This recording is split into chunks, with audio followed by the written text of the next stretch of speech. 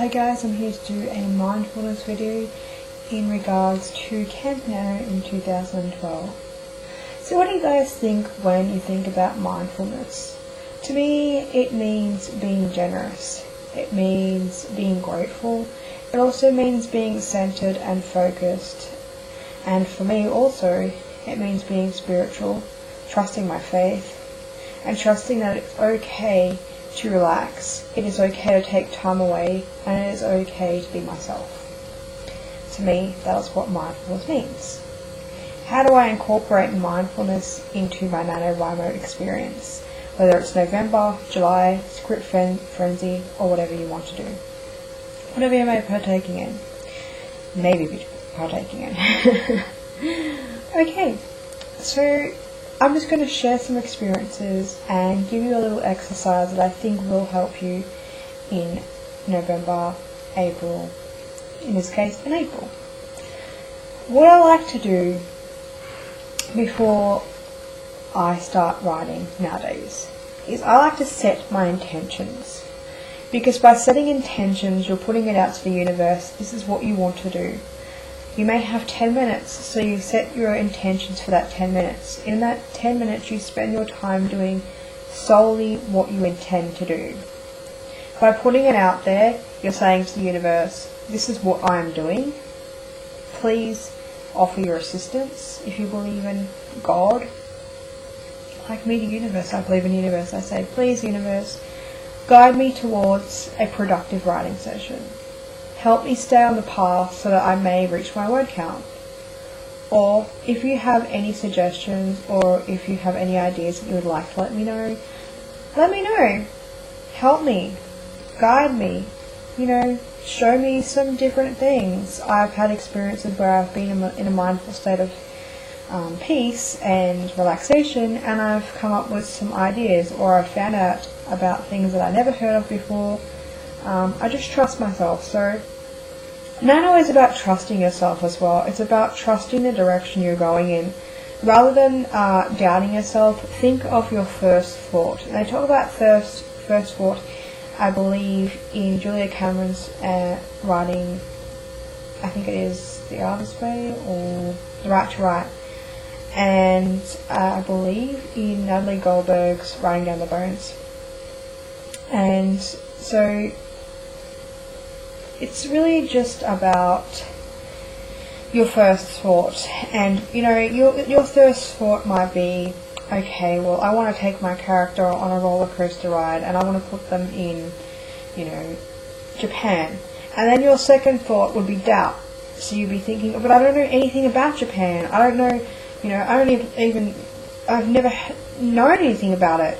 What if I get it wrong? What if I make offense to people? What if I say something, what if I get bored with it?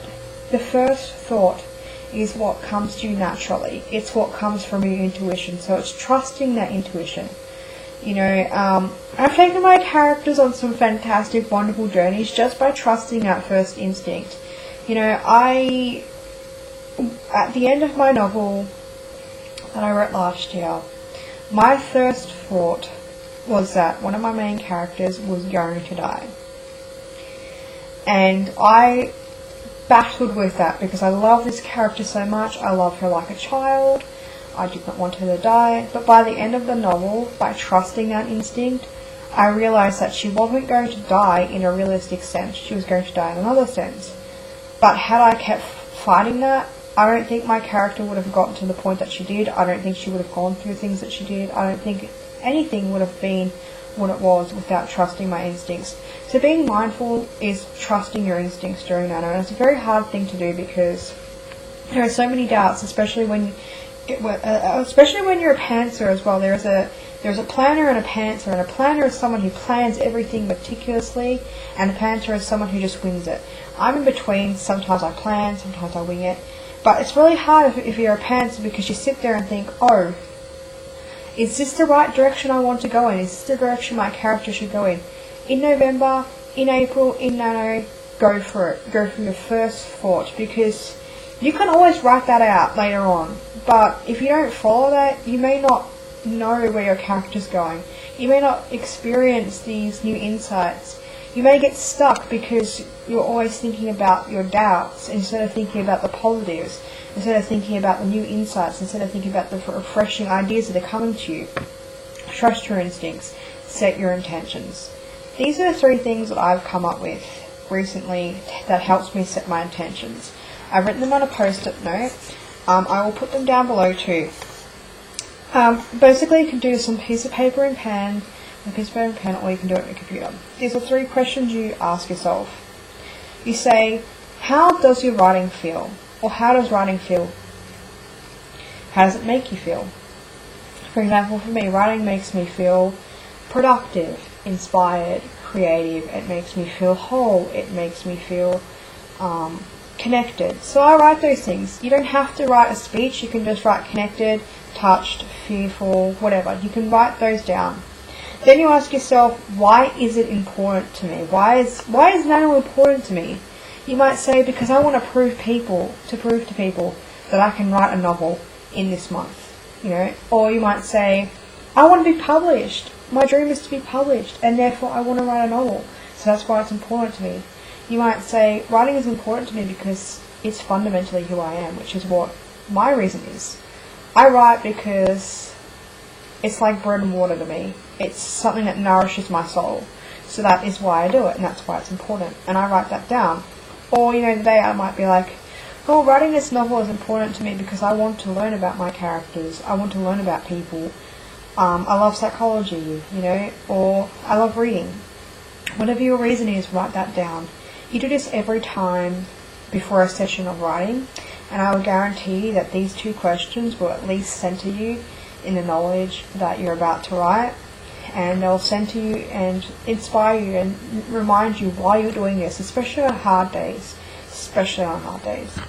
And last, the question is, what do you want to get out of the next however minutes or whatever session? So you say, what do I want to get out of the next hour of writing?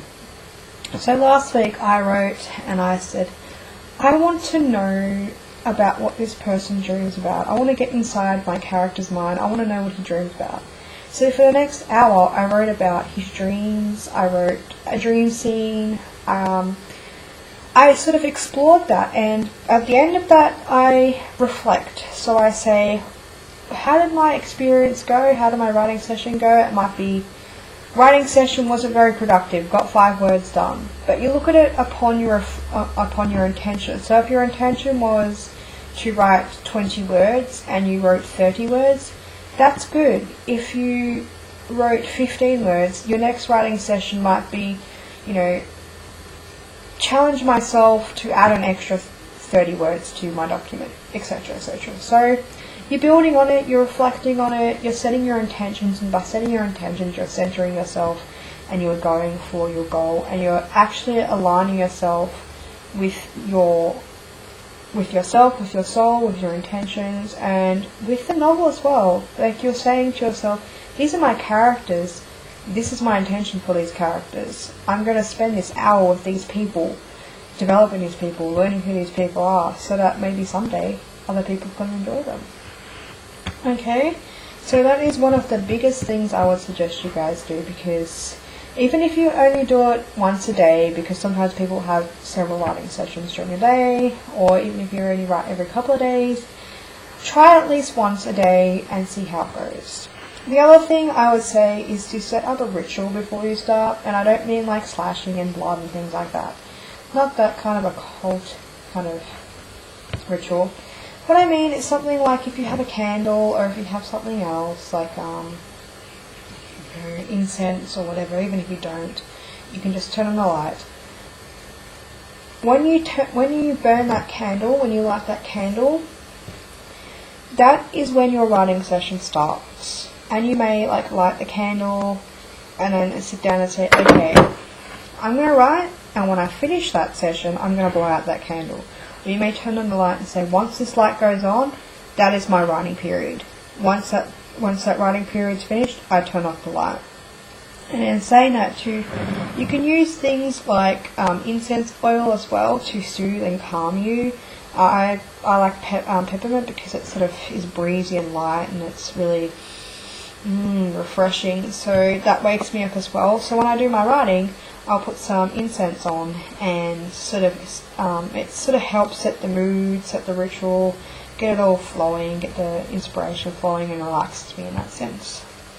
I also suggest when you're starting, and also through the process of writing, especially when you're doing the next exercise I talk about, is have I guess they call them mascots, but I call them tools of focus. So my tool of focus would be this elephant.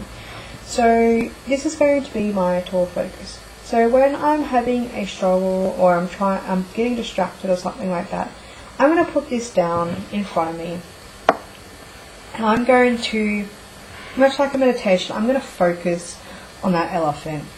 You know, if there's sounds in the background, if people are arguing, if I'm having too many ideas or too much sound and chatters in my head, I'm going to look at this elephant and I'm going to go, okay, for the next 5 minutes, next 3 minutes, I'm just going to look at the elephant. And I'm going to think about his ears. I'm going to think about his eyes. And whenever you think about the distractions, come back to the elephant. Come back to your mantra, come back to your object. And keep focusing and focusing and focusing until all you can think about is, the lines on the elephant. And then after a while, after you practice it for a while, it's really hard to explain, but you will start to be more centered, you will start to calm down. Ideas will flow more freely because you're not blocking your brain, you're not blocking, you're not stressing out, and you'll be able to better focus as well. And it's a technique that I've tried and learned, and I'm still learning, but if you want to try it, I do recommend trying it during Nano because it is very helpful. So I'm doing a really good job at justifying it or trying to explain it, but I hope you guys can understand what I'm trying to say. So turn your focus inwards to something that's like inanimate, so that's not going to talk back to you. You can look at it, concentrate on it, and yeah, you might think, oh, can I add a character in here? Can I add an old man with wrinkles?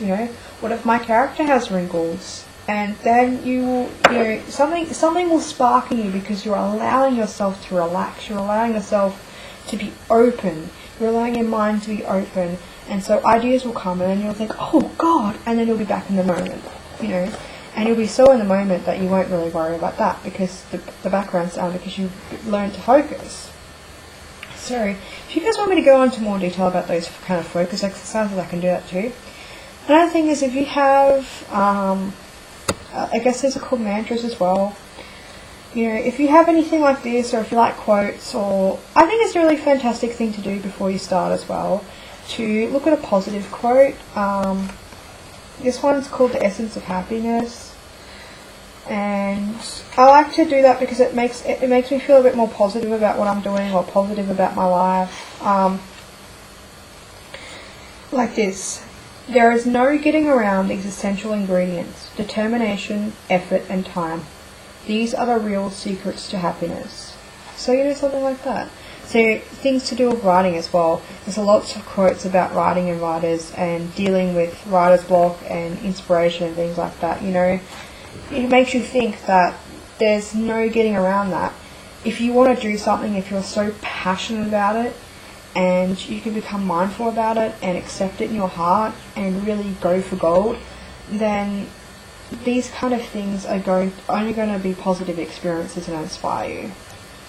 Also, much the same, if you have anything like this, like a meditation disc, guidance meditation, you can find shit loads of meditation music and stuff online, ambient music and things like that. If you're struggling, take time out, take 5 minutes away from your computer, say to yourself, just sit down, look at the object, or close your eyes and listen to some meditation music and breathe, because that's going to get you through the writing process as well, because there are times when you are going to be so stressed out that your story is not going where you want it to go, or you're tired, but you really want to keep going, and sometimes it's best if you just take a step away from the computer, listen to some music, and just relax. So I really hope that those exercises and top little pointers help you out. I think you can get lots of apps for these kind of things on your phones as well if you're a techie kind of person as well. But yeah, I would suggest trying that, and if you do try the intention exercises I came up with, please let me know how they go. Because even if you would like to just try them before Nano, and let me know how they go, because I really would like to promote this idea a lot more as well.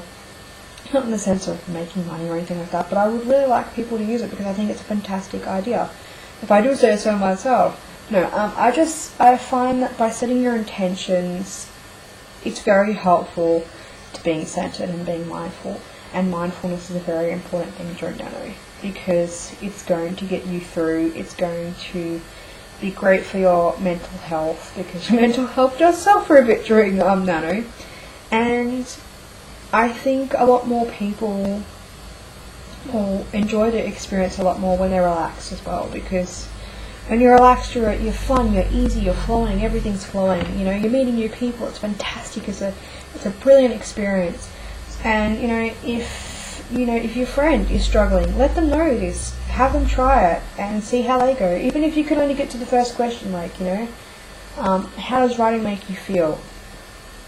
I guarantee that when you sit down and think about the positives about how writing makes you feel, you'll be more inclined to write because you are reminded of why you love it so much. So I'm sorry this video is so long, but usually during Nano time I like to ramble on and I get really excited, and yeah. So I hope you've enjoyed this video. I love you all.